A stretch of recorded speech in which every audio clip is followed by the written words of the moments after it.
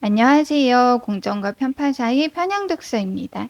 지난 주말 집중호우로 영상 촬영하고 있는 지금 이 시간까지 44명이 사망하고 6명이 실종됐는데요. 영상 보고 계시는 구독자분들은 다들 무탈하신가요? 오송 지하차도 참사 관련 뉴스를 보면서 폭우로 인해 다수의 인명피해가 발생했음에도 불구하고 국민 생명과 안전을 지킬 책무가 있는 국가의 모습이 보이지 않아 너무 참담하고 마음이 아팠습니다. 국민 안전과 생명을 책임지는 대통령은 폭우 피해로 우리 국민들이 고통받고 있을 때 귀국을 연기하고 원래 일정이 없던 우크라이나를 방문해 승직사 사직생 정신으로 연대하겠다며 한반도를 안보 위기로 몰아넣고 귀국 후 폭우 피해 지역인 예천군을 방문해서는 자기도 이 정도 산사태는 처음 본다면서 어이없다라는 발언을 했는데요. 그냥 자연재해일 뿐 국가에게 책임을 묻지 말라는 얘기처럼 들렸어요. 수해 복구를 위해 국가가 발벗고 나서야 할 때 국무회의에서 이건 카르텔에 들어가는 보조금을 모두 폐지해서 수해 복구에 사용하라는 정말 상식밖에 발언을 하고 있는데요. 국민의 고통에 공감하지 못하고 국민은 안중에도 없는 윤석열 정부의 민낯이 드러나는 발언이 아닌가 싶습니다. 자연재해가 발생한 건 물론 대통령 때문이 아닙니다. 하지만 대통령에게 많은 권한을 부여하는 이유는 대통령에게는 국민을 지킬 책임과 의무가 있기 때문인데요. 재난에 대처하는 건 결국 대통령과 정부의 몫이지 않나 싶어요. 지난 주말 MBC 뉴스 속보를 보다가 보게 된 댓글에서 무정부 국가 같다, 국가 재난 컨트롤터는 돌아가고 있는 거냐 등의 댓글에 대댓글로 자연재해도 대통령 탓이냐, 정치질 하지 마라, 민주당이 또 자연재해를 역풍으로 이용하고 있다, 풍경이 너무 좋다, 이런 식의 댓글이 너무 많아서 정말 너무 충격적이었어요. 국가적 재난 앞에서 애도와 슬픔이 아니라 정치질이라는 프레임으로 정치를 혐오하게 만들고 참사에 대한 책임을 다해달라는 야당의 목소리를 역풍으로 몰아가는 게 과연 상식적인 걸까? 그들의 논리대로라면 국가는 왜 존재하는 것일까? 각자 도생으로 살아남아야 한다면 우리는 세금을 왜 내야 하는 걸까? 여러 가지 생각을 하게 했고요. 참담한 마음과 부끄러운 마음이 함께 들었습니다. 오늘은 우리가 자유롭지 않음을 가르쳐준 시인이죠.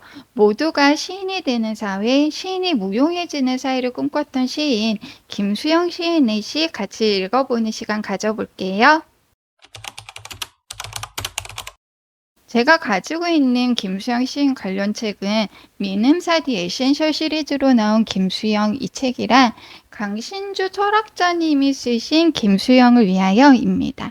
믿음사 디 에센셜 시리즈는 세계적인 작가의 소설이나 시, 에세이 등을 한 권에 담아 작가의 특징을 정의할 수 있게 한 쿠레이션 시리즈인데요. 김수영은 김수영 시인의 시와 산문을 함께 엮어 김수영의 세계를 한눈에 보여주는 책인데요. 솔직히 책을 거의 다 읽지 못했어요. 시를 워낙 어려워해서 좋아하는 시 몇 편만 찾아서 보고 소장용으로 가지고 있는 책이고요. 강신주 철학자님의 김수영을 위하여는 2012년도에 11년 전에 출간이 됐고요. 저는 16년 10월에 책을 읽었습니다. 그 당시에 강신주 철학자님을 너무 좋아해서 책을 한참 막 모을 때였는데요. 김수영 시인도 그때 알게 됐어요. 김수영 시인은 자유를 노래한 대표적인 시인인데 아마 제일 대중적으로 알고 계신 시가 김일성 만세이지 않나 싶습니다. 김일성 만세. 한국의 언론 자유의 출발은 이것을 인정하는 데 있는데 이것만 인정하면 되는데 이것을 인정하지 않는 것이 한국 언론의 자유라고 조지훈이란 시인이 우겨대니 나는 잠이 올 수밖에. 김일성 만세. 한국의 언론 자유의 출발은 이것을 인정하는 데 있는데 이것만 인정하면 되는데 이것을 인정하지 않는 것이 한국 정치의 자유라고 장면이랑 관리가 우겨대니 나는 잠이 깰 수밖에. 남북청쟁 이후 우리나라는 이데올로기가 지배하는 시대였는데요. 레드 콤플렉스라고 할 정도로 이제 북한의 공산주의를 배척했어요. 그러다 보니 지금까지도 좌파 지식인을 빨갱이라고 욕하는 분들이 계실 정도인데요. 김수영 시인은 이 시를 통해 1960년 10월 4.19 혁명 이후 등장한 민주정권 역시 이승만 독재 정권과 다를 바 없이 자유를 부정하고 있음을 묘사했습니다. 강신주 철학자님은 책이 출간되기 전인 2011년 대학 캠퍼스 강연에서 김일성 만세를 낭독하자 강연을 듣던 교직원과 학생들이 당황해하며 불쾌한 표정을 지었던 경험을 얘기하면서 우리가 과연 진정한 자유를 누리고 있는지, 한계가 정해진 허용된 자유를 누리고 있는 건 아닌지 스스로 질문해 보라고 합니다. 김수영 시인은 자기 자신을 너무 사랑하고 긍정한 시인이라 자신을 자신으로 살지 못하도록 만드는 일체의 것에 저항했는데요. 우리를 노골적으로 지배하려고 하는 정치, 권력, 자본주의 등을 부정하고 평생을 게릴라처럼 살아오다 1968년 6월 16일 교통사고로 생을 마감했습니다. 모두가 허용된 자유에 취했을 때 우리가 누리는 건 진정한 자유가 아니라는 사실을 직감했던 김수영 시인은 평생 지친 삶을 살아낼 수밖에 없었는데요. 2023년 윤석열 정부가 외치는 자유는 진정한 의미에서 그렇다면 자유일까? 우리 국민은 정말로 자유를 누리고 있는 것일까 싶은 이 시점에 김수영 시인을 2023년으로 소환해서 다 함께 시를 읽어보면 너무 좋지 않을까 싶어서 김수영 시인의 시를 준비했고요. 첫 번째로 함께 읽고 싶은 시는 달나라의 장난입니다. 팽이가 돈다. 어린 아해이고 어른이고 살아가는 것이 신기로워 물끄러미 보고 있기를 좋아하는 나의 너무 큰 눈 앞에서 아이가 팽이를 돌린다.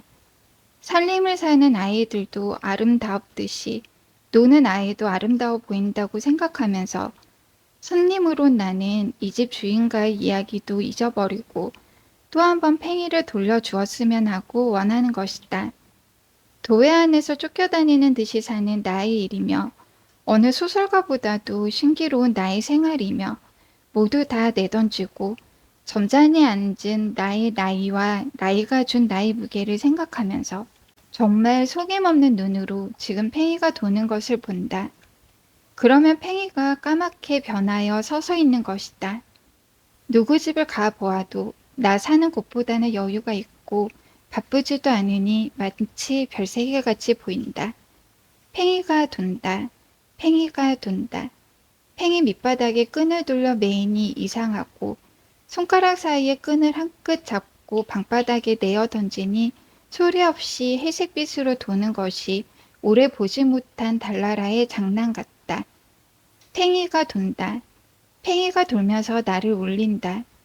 제트기 벽한 밑에 나보다 더 뚱뚱한 주인 앞에서 나는 결코 울어야 할 사람은 아니며 영원히 나 자신을 고쳐가야 할 운명과 사명에 놓여있는 이 밤에 나는 한사코 밤심조차 하여서는 아니 될 터인데 팽이는 나를 비웃는 듯이 돌고 있다.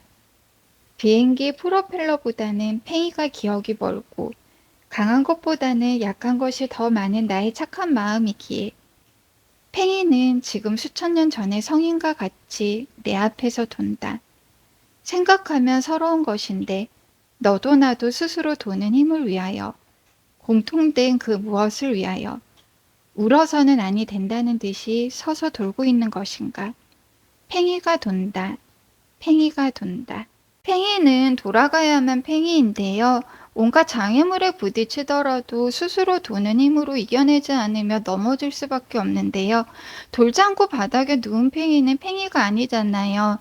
팽이의 존재 이유는 도는 데 있기 때문에 스스로 열심히 돌아야 함을 얘기하면서 정말 스스로 돌고 있는 게 맞는지 다른 것을 의지해서 돌고 있는 건 아닌지 끊임없이 각성해야 함을 얘기하면서 스스로 도는 팽이를 보면서 스스로 돌지 못하는 자신에 대한 부끄러움과 비참함으로 눈물이 나오는 거를 애써 꾹 참는다는 시예요. 민주주의는 각자 스스로가 자신의 얘기를 하는 거라고 하는데요. 박노해 시인의 민주주의는 시끄러운 것이라는 시가 있죠. 당당하게 자신의 이야기를 누구나가 할 수 있어야만 우리는 민주주의라고 할 수 있는데요. 스스로 돌지 못하고 자신의 이야기를 스스로 하지 못하는 사람은 자신의 힘으로 돌아가는 팽이를 보면서 울어야 한다. 팽이가 스스로 돌듯 자기만의 스타일로 당당하게 자신의 삶을 살아내야 한다. 그것이 진정한 자유이고 민주주의임을 김수영 시인님은 얘기하고 있습니다. 서울 양평 고속도로의 양평 쪽 분기점이 김건희 일가의 땅이 고향이 있는 양평군 강상면 변산리로 변경된 사안이 표면화된 이후 원희룡 장관과 국토교통부는 계속해서 사실과 다른 내용으로 변명하고 있고, 원희룡 장관은 이를 문제 삼는 민주당과 언론을 오히려 비판하며 고속도로 백지화를 선언하고 나섰는데요. 민주주의는 시끄러워야 한다고 하는데 고속도로 종점을 바꾼 이유에 대해 설명해달라고 질문하는 것도, 합당한 이유 없이 종점이 바뀐 사안에 대해 의문을 제시하는 목소리도 다 정치질로 치부해버리며 무시하고 억압하고 화를 내고 있죠. 윤석열 정부 이후 민주주의는 어디쯤 와 있는 건지, 우리는 지금 거대한 팽이 하나 때문에 스스로 도는 힘을 잃어버리고 있는 건 아닌지 여러 가지 생각을 하게 한 시였습니다. 두 번째로 함께 읽고 싶은 시는 어느 날 고궁을 나오면서입니다. 왜 나는 조그마한 일에만 분개하는가? 저 왕궁 대신에 왕궁의 음탕 대신에 50원짜리 갈비가 기름 덩어리만 나왔다고 분개하고, 옹졸하게 분개하고, 설렁탕집 돼지 같은 주인년한테 욕을 하고, 옹졸하게 욕을 하고, 한번 정정당당하게 붙잡혀간 소설가를 위해서 언론의 자유를 요구하고 월남 파병에 반대하는 자유를 이행하지 못하고 20원을 받으러 3번씩 4번씩 찾아오는 야경꾼들만 증오하고 있는가? 옹졸한 나의 전통은 유고하고 이제 내 앞에 정서로 가로 놓여 있다. 이를테면 이런 일이 있었다. 부산의 포로수용소의 제14 야전병원에 있을 때 정보원의 너스들과 스펀지를 만들고 거즈를 개키고 있는 나를 보고 포로경찰이 되지 않는다고, 남자가 뭐 이런 일을 하느냐고 놀린 일이 있었다. 너스들 옆에서 지금도 내가 반항하고 있는 것은 이 스펀지 만들기와 거즈 접고 있는 일과 조금도 다름없다. 개의 울음소리를 듣고 그 비명해지고 머리에 피도 안 마른 애놈의 투정해진다. 떨어지는 은행 나무잎도 내가 밟고 가는 가시밭. 아무래도 나는 비켜서 있다. 절정위에는 서 있지 않고 암만 해도 조금쯤 옆으로 비켜서 있다. 그리고 조금쯤 옆에 서 있는 것이 조금쯤 비겁한 것이라고 알고 있다. 그러니까 이렇게 옹졸하게 반항한다.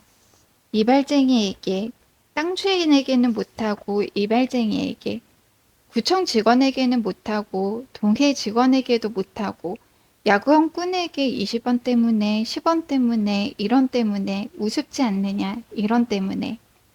모래야 나는 얼만큼 적으냐. 바람아 먼지야 풀아 나는 얼만큼 적으냐. 정말 얼만큼 적으냐. 아마 김수영 시인을 알고 계시는 분들 중 이 시를 좋아하시는 분들 많으실 것 같은데요. 저도 이 시를 제일 좋아해요. 김수영 시인은 자신보다 약한 설렁탕집 여주인과 불쌍한 야경꾼에게는 아주 사소한 일로 분개하면서 자신보다 강한 권력 앞에서는 정의를 요구하지 못하는 자신의 비겁함을 부끄러워하는데요. 저는 이 시를 읽으면 지금 우리가 살아가는 사회의 모습이 딱 이 모습이지 않나 오버랩이 돼요. 지금 사회는 돈이 최고인 시대잖아요. 돈이 많은 사람 앞에서는 한없이 약해지지만 나보다 힘이 없고 돈도 없고 저임금 노동을 하는 사람은 함부로 대합니다. 우리 시대를 대표하는 단어가 갑질 같기도 한데요. 배달이 조금 늦었다고 배달원에게 화를 내고, 플랫폼 노동자분의 서비스가 조금 마음에 안 들었다고 별점 테러를 날리고, 콜센터 상담 직원에게는 사소한 일로 반말을 하고 욕을 하고 언성을 높이죠. 하지만 힘 있는 권력자에게는 반대로 약한 모습을 보이고 있는데요. 국민 세금으로 운행하는 전용기를 타고 가서 명품 쇼핑을 한 영부인에게는 해외에서 셀럽으로 통하기 때문에 우리 외교에 긍정적인 영향을 준다는 말도 안 되는 아부를 떨고, 수입회 현장을 방문해 대책 방안을 조속한 시일 내에 마련하겠다는 여당 대표의 말에 박수를 유도하며 아부하는 정치인도 있습니다. 에코백을 두고 외국에 나갔던 영부인이 명품 쇼핑을 하고 국내에 들어올 때는 에코백을 들고 들어와도 에코백 들고 왔다는 기사를 찬양하는 기자들도 있죠. 강한 사람에게 강하고 약한 사람은 더 따뜻하게 품어줄 수 있는 행동. 잘못된 일을 강한 사람이 했다고 해서 옳은 일로 만들지 않는 지성과 의지, 이것이야말로 김수영 시인이 우리가 꼭 지켜내야 하는 가치라고 주장하는 게 아닌가 싶어요. 김수영 시인은 1968년 평소에 신세를 진 친구에게 오랜만에 받은 원고료로 꼭 술 한 잔을 사고 싶어서 만나 술을 마시게 되는데요.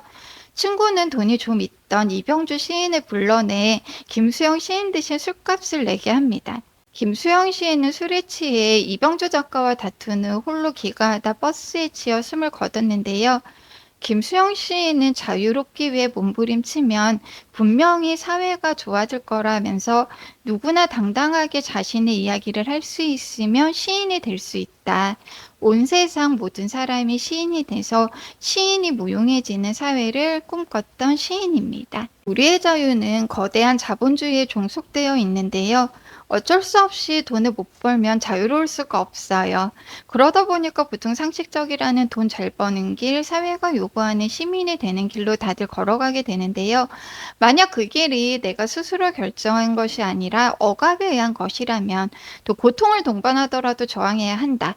그래야 진정한 자유를 누리는 원하는 삶을 살 수 있다고 김수영 시인은 시를 통해 계속해서 말씀하시는 것 같습니다. 말처럼 쉽지 않은 길이지만 그럼에도 불구하고 진짜 자유를 누리기 위한 첫걸음으로 한 번쯤 읽어보셔도 너무 좋은 시이지 않나 싶고요. 정말 강력하게 추천드리는 시집이었어요. 김수영 시인의 마지막 유작시는 우리가 잘 알고 있는 풀인데요. 아마 김수영 시 중 유일하게 교과서에 실린 시가 아닌가 싶습니다. 풀이 눕는다. 비를 몰아오는 동풍에 나부껴 풀은 눕고 드디어 울었다. 날이 흐려서 더 울다가 다시 누웠다. 풀이 눕는다. 바람보다도 더 빨리 눕는다. 바람보다도 더 빨리 울고 바람보다 먼저 일어난다. 날이 흐리고 풀이 눕는다. 발목까지 발밑까지 눕는다. 바람보다 늦게 누워도 바람보다 먼저 일어나고 바람보다 늦게 울어도 바람보다 먼저 웃는다. 날이 흐리고 풀뿌리가 눕는다. 우리에게는 자기 마음대로 할 수 있는 절대적 자유는 없지만 저항과 억압에 맞서 강풍을 흘려보내는 풀의 여유로움을 배워 다시 일어설 수 있는 자유를 선택할 수 있는데요. 강풍에 들어 눕더라도 다시 일어설 자유? 그 정도의 정신만 가지고 있어도 이 참담함과 부끄러움이 느껴지는 시대를 잘 이겨낼 수 있지 않을까 싶습니다. 지금까지 공정과 편파 사이 편향독서였습니다. 영상 시청해주셔서 감사합니다.